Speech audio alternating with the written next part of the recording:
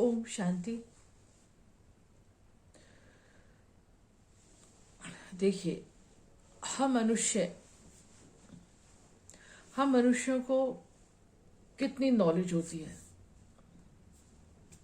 जब से मैं अपनी बात करूं, जब से मैंने जन्म लिया और आज तक जो मैंने किया, जो मैंने देखा, जो मैंने अनुभव किया या जो मैंने किताबों में पढ़ा और अपने बड़ों से सुना, सीखा, उतना ही मुझे ज्ञान है।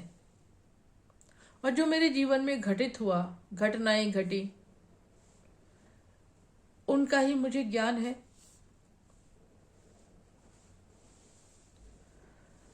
और सभी मनुष्यों को इतना ही ज्ञान होता है। उसका कारण कि जब हम नया जन्म लेते हैं तो पिछले जन्म की सारी बातें भूल जाते हैं, विस्मृत हो जाती हैं। ये कुदरत का एक लॉ कह लो, सृष्टि का नियम है, कुदरत का एक लॉ है कि पिछले जन्मों की बातें हम भूल जाते हैं। क्या हमने किया, क्या हम थे, कहाँ थे, क्या हमारा जन्म था, कैसा था, हमें कुछ नहीं मालूम होता। इस क्लियर? सभी को इतना ही पता है।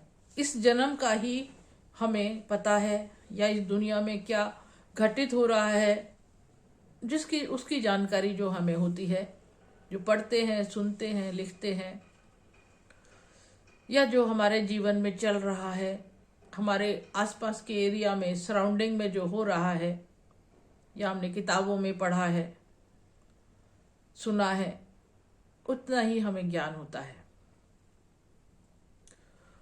तो हम अपने पिछले जन्मों को भी नहीं जानते और आगे भी क्या हमारे साथ होने वाला है, अगले क्षण का भी हमें नहीं पता, किसी को भी नहीं पता। ये सभी के लिए है। तो सभी इस स्टेज से ही क्रॉस होते हैं। इसमें हम साधारण मनुष्य भी होते हैं, कुछ महान आत्माएं भी होती हैं, गुरु गोसाई, महान आत्माएं, देवी देवताएं, उनको भगवान ने जो शक्तियां दी हैं उसके अनुसार वो इस सृष्टि पर कार्य करते हैं।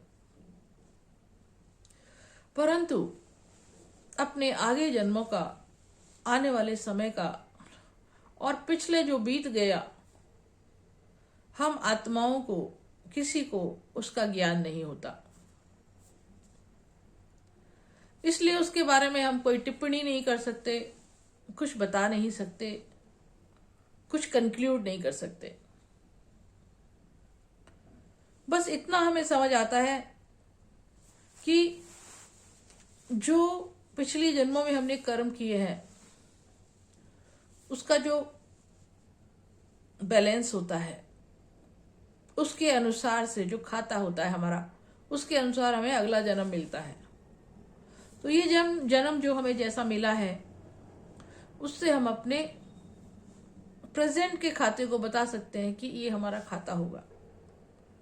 लेकिन डिटेल में क्या जन्म लिया था, क्या किया था, कैसे किया था, क्या घटनाएं घटी थी, कौन हमारे माता पिता थे, क्या हमने पढ़ाई की थी, क्या हमने जीवन जिया था, किसी भी जन्म के बारे में हमें कुछ भी पता नहीं होता।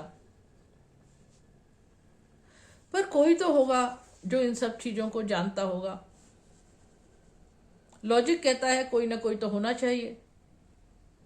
हम नहीं जानते तो कोई और जाने, कोई बताने वाला होना चाहिए। अब किसी का जन्म बहुत गरीब घर में हुआ, या वो जन्म से ही अंधा है, तो उसको प्रश्न चलेगा उसके मन में कि मेरे अंदर मुझे ऐसा जन्म क्यों मिला। हर चीज का कारण होता है। तो उसके मन में सोच चलेगी कि उनका जन्म ऐसा है, अच्छा है, और मेरा जन्म ऐसा है, तो क्यों। तो सब चीज का आंसर है, इस सृष्टि में हर चीज का आंसर है, लेकिन हमें आंसर देने वाला कोई नहीं है। क्योंकि हम एक दूसरे को, जब हम अपने ही जन्मों को नहीं जानते तो हम दूसरे जन्मों को कैसे बता सकते हैं? तो हम इन प्रश्नों का उत्तर कोई भी नहीं दे सकता इस सृष्टि पर। हाँ, जन्म पत्री बनाते हैं तो उसमें कैलकुलेशन करते हैं, तो उसमें ग्रहों की दशा बताते हैं, उससे एस्टिमेट लगाते रहते हैं। कुछ एस्टिमेट सही होते हैं, कुछ एस्टिमेट सही नहीं निकलते हैं। तो 100% एक्यूरेट ये सृष्टि कैसे चलती है, हम मनुष्य कैसे जन्म लेते हैं, कितने जन्म लेते हैं, क्या क्या हमने किया, क्योंकि मानव बुद्धि है ना, तो बुद्धि तो कार्य करती है, सोचती है, चलती है। तो मन में ये विचार आते हैं, किसी का राजा के घर में जन्म हुआ, वो सदा सुखी, और कोई बचपन से ही अंधा है, गरीब घर में है, या कोई बचपन से ही बीमार है, उसके मन में भी चलता है कि मेरा जन्म ऐसा क्यों और उसका जन्म ऐसा।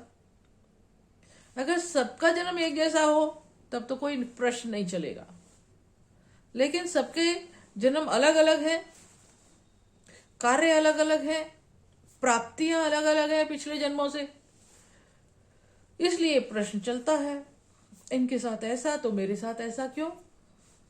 और ऐसा चलना भी स्वाभाविक है। तो कौन हमारे इन प्रश्नों का उत्तर दे, कौन हमें बताए, किसको ये पता है, कौन जानता है? तो ये भी क्लियर है कि जो हमारे जैसे सब जन्म ले रहे हैं इस धरती पर, सब शरीरधारी, देहधारी, सभी एक जैसे तरीके से जन्म ले रहे हैं। तो जब उनको सभी को अपने जन्मों के बारे में नहीं पता, आगे आने वाले या पीछे जाने वाले जन्मों के बारे में नहीं पता, कोई भी ज्ञान नहीं है, तो हम एक दूसरे भी मिलकर अपने प्रश्नों का उत्तर नहीं दे सकते। जब अपने को ही नहीं जानते तो दूसरों के बारे में कैसे जानेंगे? लेकिन हर मानव के मन में ये प्रश्न उठता है कि मैंने अगर पीछे जन्म लिए हैं तो कितने लिए हैं, कहाँ लिए हैं, कैसे लिए हैं, ये कौन जानता है? अब कोई ऐसी घटना हमारे सामने अचानक घट जाती है, कोई व्यक्ति आता है, हमारा रुपयों से भरा हुआ बैग चोरी करके ले जाता है, और हम सोचते ही रह जाते हैं कि हमने तो इस व्यक्ति के साथ कभी ऐसा कुछ नहीं किया, तो इसने हमारे साथ ऐसा क्यों किया? या कोई एक व्यक्ति जो हमें कष्ट बहुत देता ही रहता है, तो हमारे मन में विचार आता है, हमने तो इस जन्म में इसको कोई कष्ट नहीं दिया, कोई दुख नहीं दिया, फिर ये हमें क्यों दुख दे रहा है, क्यों हमें परेशान करता है, दुखी करता है? तो ऐसे ऐसे सवाल जवाब हम मानव मनुष्यों के मन में चलते हैं, और जिनका कोई भी उत्तर हमारे पास नहीं होता। तो ऐसा क्या है, कौन है जिसके पास हमारे हर सवालों का जवाब है? क्योंकि हर चीज का कारण तो पता होना चाहिए ना। कोई हमें बहुत दुखी कर रहा है, तो वो क्यों दुखी कर रहा है? हम तो उसे दुख दे नहीं रहे हैं, फिर भी वो हमें दुखी कर रहा है। या हमें ऐसा जन्म क्यों मिला, या मुझे परिवार में ये सदस्य ही क्यों मिला? तो ऐसे ऐसे प्रश्न हमारे अंदर चलते हैं, स्वाभाविक भी है और चलते हैं, पर इनका उत्तर कौन दे? लेकिन हर प्रश्न का उत्तर होता है। अगर हमारी चाहना है कि हमारे प्रश्न का उत्तर मिले तो मिलेगा। हम गुरु गोसाई, महात्माओं, गुरुओं के पास जाते हैं अपने प्रश्नों को लेकर, पर वास्तव में वो भी देहधारी हैं, उनका जन्म भी ऐसे ही हुआ है, उनका ज्ञान थोड़ा विस्तार है, लेकिन हमारे पिछले जन्मों को तो वो भी नहीं जानते ना। तो वो भी इसका आंसर नहीं दे सकते। तो कौन है, ये क्वेश्चन मार्क है, बहुत बड़ा क्वेश्चन मार्क है। तो कोई है जो मनुष्य रूप में नहीं है, जो मानव रूप में नहीं है, क्योंकि मानव मानव के सवालों का जवाब नहीं दे सकता। हर मानव एक ही रीति से पैदा हुआ है, एक ही रीति से चल रहा है, उसे अपना नहीं मालूम तो दूसरों का भी नहीं मालूम है, तो कैसे जवाब देगा। तो कोई है जो हमारे, कौन है, कोई ना कोई तो होगा। मन में विचार आता है कि जो हमारे सर्व जन्मों को जानता है, सर्व कर्मों को जानता है, और हमारे हर कर्म, हर सवाल का जवाब भी कहीं ना कहीं से तो मिले, कहीं ना कहीं से मिलना चाहिए। ये सब के प्रश्न होते हैं। आखिर कौन, कहाँ है, कैसा है, हमें उत्तर चाहिए, तभी हम संतुष्ट होंगे, तभी हम कारण का पता लगेगा, तो कारण का निवारण होना चाहिए। ये भी एक पॉइंट है लॉजिकल, कि हर कारण का निवारण भी होना चाहिए। तो ये ज्ञान, ये नॉलेज किसके पास है? किसको हमारे सब जन्मों का पता है? मेरे ही नहीं, सर्व मनुष्य आत्माओं के इस सृष्टि पर जो भी है, सबके सब जन्मों का पता है, सब नॉलेज है। और वर्तमान समय जो भी इस सृष्टि पर चल रहा है, घटनाएं घट रही हैं, वो क्यों घट रही हैं, ये क्यों हो रहा है, ऐसे नहीं होना चाहिए, ये क्या होने वाला है, क्या हो रहा है, सारे सवालों के जवाब हमारे मन के अंदर उठते रहते हैं, लेकिन जवाब नहीं मिल रहा है। पर जो हमारे अंदर विचार उठता है, उसका उत्तर कहीं ना कहीं तो है। और कब मिलेगा, कहाँ मिलेगा, कैसे मिलेगा, लेकिन मिलेगा, ऐसा लॉजिक कहता है ना। तो और वास्तव में एक समय आता है, एक समय आता है कि हमारे ये जो प्रश्न हमारे अंदर उठ रहे होते हैं, इन सवालों का जवाब, और जो कारण हमारे मन में आते हैं, ऐसा क्यों, वैसा क्यों, ये क्या हो रहा है, क्यों हो रहा है, जो हम कोई भी आंसर नहीं दे सकते, उन सब कारणों का निवारण होता है, उन सब प्रश्नों का जवाब मिलता है। लेकिन कहाँ, कब और किससे मिलता है, ये प्रश्न है। उन सब सवालों का जवाब देने वाला एक है जो इस जन्म मरण में नहीं आता। वो इस मनुष्य सृष्टि से ऊपर है। वो कोई बार बार जन्म नहीं लेता। वो ही सबके जन्मों को जानता है, सबके जन्मों को जानता है, सबकी जन्म पत्री उसके पास है, सबके कर्मों का खाता, बैलेंस, कर्मों का डिटेल, हर पिक्चर, हर सीन, कब क्या किया, कैसे किया, क्यों किया, ये हुआ, ये क्यों हुआ, ये सारे सवाल है हमारे। ये सब सवालों का जवाब एक ही है जो हमें दे सकता है, जो इस मनुष्य सृष्टि पे नहीं है, वो इससे ऊंचा है। और वो डेफिनेटली है कि अनेक जन्मों में भी नहीं आता होगा, वो हमारी जन्म तरह पुनर्जन्म भी नहीं लेता होगा। और वो सब कुछ देखता है, सब कुछ देख लेता है, जान लेता है, हर कारण का उसे मालूम है, क्यों हो रहा है, कैसे हो रहा है, हर प्रश्नों का जवाब उसके पास है। वो सबको सबके जवाब से संतुष्ट कर सकता है।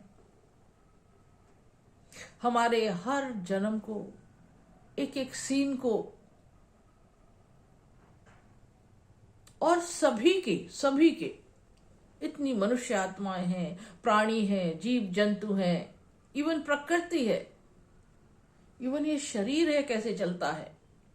कितने प्रश्न हैं जो हमें पता ही नहीं है, उसके जवाब ही नहीं मालूम।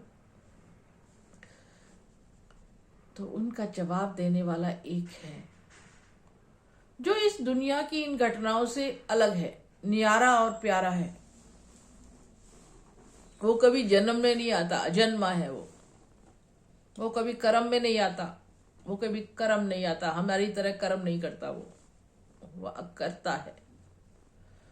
हमारी तरह वो खाना पीना नहीं करता, भोजन नहीं खाता, वो अभोक्ता है। वो सदा एक जैसा है, फॉर एवर।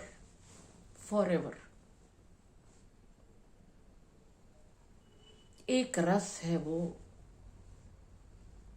सर्व ज्ञान का दाता है वो, सब कुछ जानने वाला है वो। He is ocean of knowledge.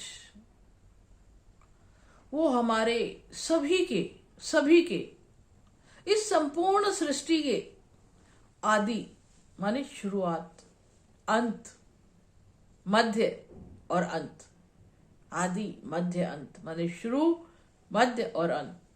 सबकी नॉलेज, सबका ज्ञान उसके पास है। हर कारण का निवारण उसके पास है, हर कारण का जवाब उसके पास है। हर घटनाएं क्यों घट रही हैं, हर प्रश्न का उत्तर उसके पास है। क्योंकि इन घटनाओं से, इन जन्मों से वो सब छूटा हुआ है, लिबरेटर है। वो कभी कर्मों में नहीं आता, वो कभी भोगता नहीं है। हम ही है प्राणी जो इन कर्मों में चक्कर लगाते रहते हैं। तो जो छूटा हुआ है, संपूर्ण स्वतंत्र है, सर्व की नॉलेज रखने वाला है, वही हमारे हर प्रश्नों का जवाब देता है।